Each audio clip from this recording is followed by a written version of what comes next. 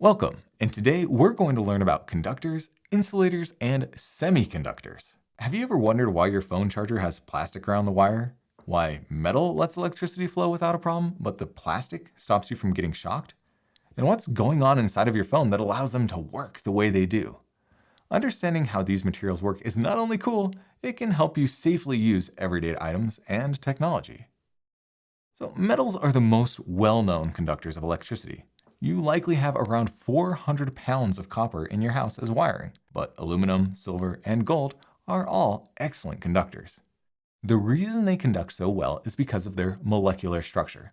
Don't worry, we won't be jumping into chemistry right now. Just know that electrons, the things you see whizzing around in pictures of atoms, are sometimes very loosely connected to the nucleus. Actually, when you get a bunch of metal atoms together, their electrons are so loose that they are sometimes called a sea of electrons because they swim freely between all of the metal atoms. So if you put a voltage across those, the electrons are already loose and just fly off. Now, insulators are a different matter. Insulators block the flow of electricity. Rubber, plastic, wood, these are all great insulators. Unlike metal, the electrons associated with each atom are tightly bound to the nucleus. They're locked in place and unable to flow. This is why insulators block electricity.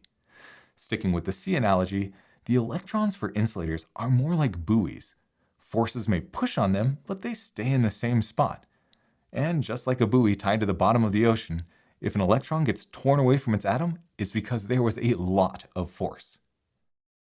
Now finally, there's a strange middle ground: semiconductors. Silicon is the most popular semiconductor, and as you may imagine, it conducts electricity, but not very well, as the electrons are fairly attached to the nucleus, but not that tightly. However, unlike conductors and insulators, there are things you can do fairly easily to make it so that a semiconductor material conducts better, or if desired, shuts off completely.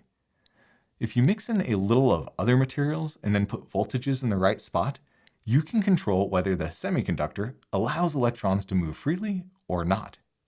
This is incredibly powerful because it means you can make microscopic switches, tens of billions of them in a square centimeter. It's all these switches that make up your phone or computer.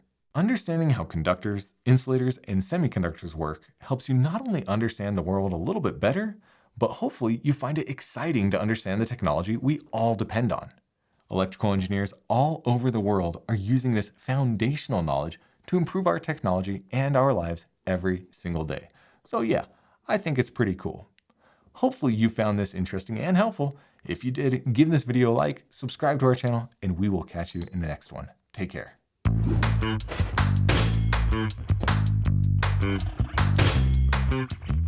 Hey, we hope you enjoyed this video.